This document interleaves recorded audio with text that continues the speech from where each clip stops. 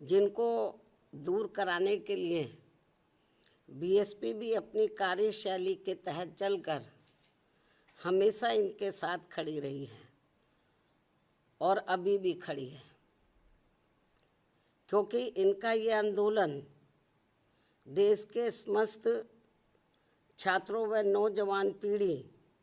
एवं उनके परिवार वालों की भी गंभीर समस्याओं से जुड़ा हुआ है, जिसके निदान को लेकर बीएसपी लगातार गंभीर व अपने तरीके से संघर्षरत भी है। लेकिन देश को ऐसा नहीं लगना चाहिए कि छात्र व जैन जी अपनी समस्याओं को दूर करवाने की बजाय आए दिन ये लोग उनकी राजनीति में ही बुरी तरह से फंसते जा रहे हैं। उदाहरण के तौर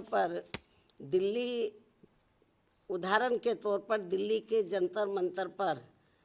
अभी कुछ दिन पहले कॉकरोच जनता पार्टी का छात्रों, नौजवानों, जैन जी आदि की समस्याओं को लेकर आंदोलन छिड़ा, तो फिर वहाँ इनके इस आंदोलन को कांग्रेस व इनके सहयोगी दलों ने हाईजैक कर लिया, जो किसी से छिपा नहीं है। अर्थात इन्होंने अपने हाथों में ले लिया और अब उसकी आड़ में अभी तक संसद भी चल नहीं पा रही है। और ये कॉकरोच जनता पार्टी अर्थात सीजेपी का आंदोलन खत्म होते ही फिर झारखंड राज्य में अब राजधानी रांची में भी पिछले काफ़ी दिनों से वहाँ छात्रों व नौजवानों आदि का भी अपनी समस्याओं को लेकर आंदोलन चल रहा है, जिस पर कांग्रेस पार्टी व इनके समर्थक दल अभी तक भी खुलकर नहीं बोल पा रहे हैं। और अब वहाँ पर बीजेपी व उनके समर्थक दल उनकी मदद के लिए आगे आकर आवाज़ उठा रहे हैं। अर्थात ऐसा लगता है कि अब इन्होंने भी इनके आंदोलन को हाईजैक कर लिया है। इस प्रकार से ये सब दिल्ली के जंतर मंतर पर छात्रों व नौजवानों आदि के हुए आंदोलन और अब झारखंड के रांची में भी हो रहे छात्रों व नौजवानों आदि के आंदोलन की आड़ में भी हमें राजनीति ज़्यादा देखने के लिए मिल रही है। अर्थात इनकी समस्याओं को हल कराने के लिए गंभीरता नहीं है, हमें गंभीरता नज़र नहीं आ रही है, बल्कि चुनावी स्वार्थ की संकीर्ण राजनीति ही ज़्यादा हावी देखने के लिए मिल रही है। ऐसे में पूरे देश के छात्रों व नौजवानों अर्थात जैन जी से यही अपील है कि वे अपनी समस्याओं को दूर करने के लिए सत्ता व विपक्ष के इस समय चल रहे षड्यंत्र से बिल्कुल दूर रहें और ये लोग अपनी समस्याओं से निपटने के लिए इनका सावधानी पूर्वक इस्तेमाल करें, ना कि इसकी आड़ में सत्ता व विपक्ष अपने स्वार्थ की संकीर्ण राजनीति करके इनका नाजायज फायदा उठा ले। जबकि ये जग जाहिर है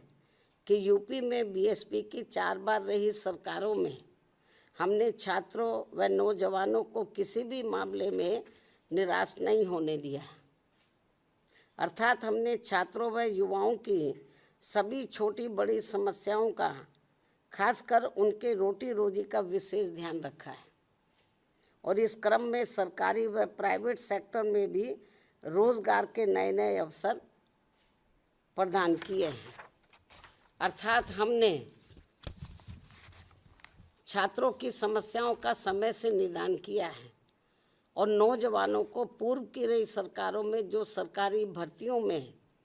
लंबे अरसे से रोक लगा दी गई थी, जिससे सभी विभागों के कार्य भी काफ़ी प्रभावित हो रहे थे, उसे भी ध्यान में रखकर व उसे हटाकर हमने यहाँ प्रदेश में लाखों लाखों लोगों को रोटी रोजी के साधन दिए हैं। इतना ही नहीं, बल्कि हमने पुलिस विभाग में व अन्य और विभागों में भी नए सरकारी पद सृजित करके यहाँ लाखों लोगों को रोजगार दिए हैं। इस समय नौजवान एवं छात्र व छात्राएं भी अपनी पढ़ाई व ट्रेनिंग आदि पूरी करने के बाद यही सब चाहते हैं कि उन्हें रोटी रोजी के साधन मिले, जिससे इस समय पूरे देश में केंद्र व राज्यों की विभिन्न पार्टियों की चल रही सरकारें ये सब उन्हें उपलब्ध नहीं करा पा रही हैं, जिसकी वजह से इनमें जबरदस्त रोष व्याप्त है। इसके साथ साथ अब तो इन्होंने हर स्तर पर पब्लिक सेक्टर को भी काफ़ी कमज़ोर करके प्राइवेट सेक्टर को ही बढ़ावा दे दिया है और ये क्रम पूरे देश में अभी भी काफ़ी तेज़ी से जारी है, जिससे देश के बड़े बड़े पूंजीपति व धन्ना सेठ आए दिन और मजबूत होते जा रहे हैं और सर्व समाज में से गरीब एवं बेरोजगार लोग आए दिन और भी अधिक पिछड़ते जा रहे हैं। खासकर सरकारी नौकरियों में तो अब दलित, आदिवासी व अन्य पिछड़े वर्गों का आरक्षण ना के बराबर ही रह गया है,